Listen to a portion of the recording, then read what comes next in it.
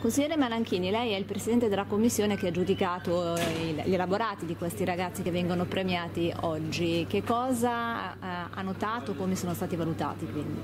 Un grande lavoro e tanto impegno da parte dei ragazzi e delle scuole.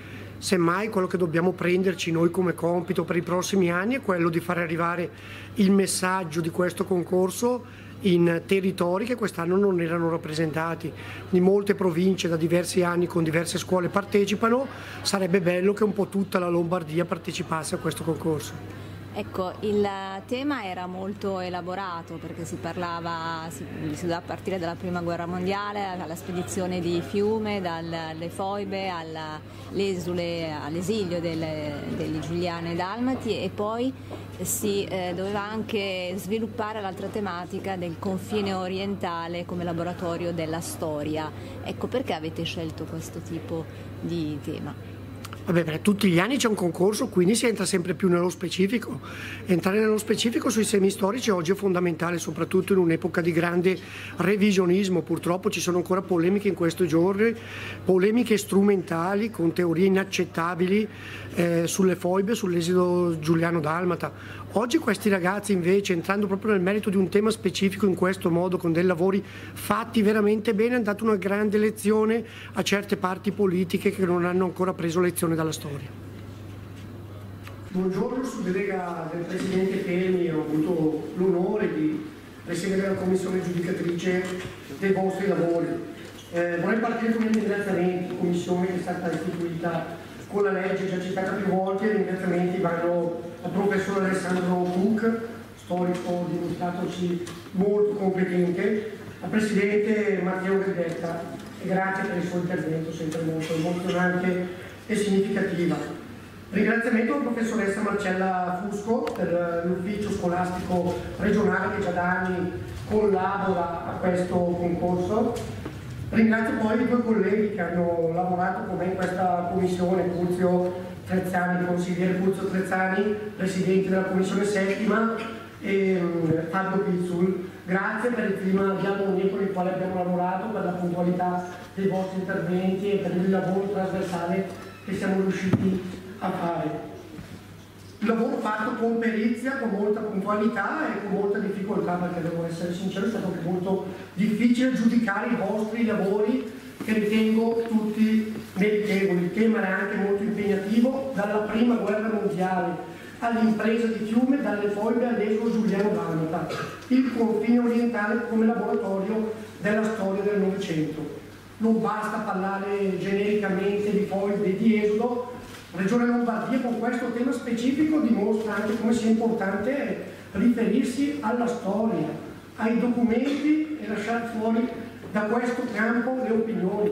E vedere ragazzi che poi si sono misurati su un tema così importante e difficile veramente è qualcosa di significativo. Io mi unisco poi alle parole del Presidente Pelmi, dell'assessore De Corato, i saluti di Fontana, hanno già detto tanto loro. Aggiungo solo che insomma che quest'anno purtroppo il giorno del ricordo in questi giorni è stato accompagnato da polemiche inutili, strumentali e inappropriate, che si basano su teorie revisioniste che sono inaccettabili.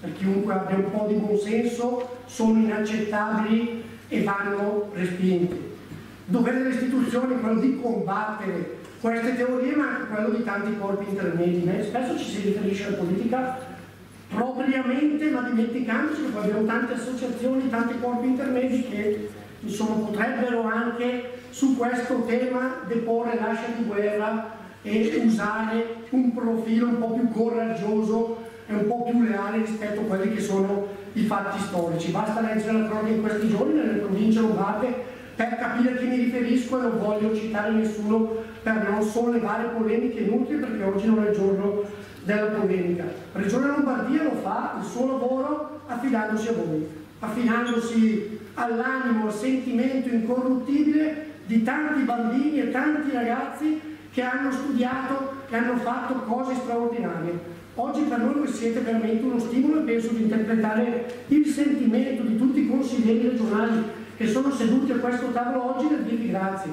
Chi ha responsabilità istituzionali e politiche come noi, anche quando entra in quest'aula tante volte manca un po' di stimoli, La storia ce li può dare gli stimoli, ma ce la dà se letta in un certo modo, con un certo sguardo e con una certa visione che solo voi potete avere. Grazie a tutte le scuole che hanno partecipato. Gli istituti erano 11, le province, quelle di Pavia, Milano, Bergamo, Como, Mantova e Varese. Ci lasciamo con un impegno, per quello ce lo assumiamo noi in toto, quello di fare in modo che l'anno prossimo ci siano più scuole, ci siano più province rappresentate, ci siano ancora più ragazze. Se non sarà sufficiente quest'anno l'aula troveremo un'altra dislocazione, perché è significativo non solo che qui oggi a ritirare un premio perché ha fatto lavori giudicati di qualità o di maggiore qualità rispetto ad altri, è significativa la partecipazione estesa a un concorso del genere. Questo è un elemento significativo, quindi bravi anche a coloro che non si sono classificati e che però ci sono idealmente qui con noi oggi.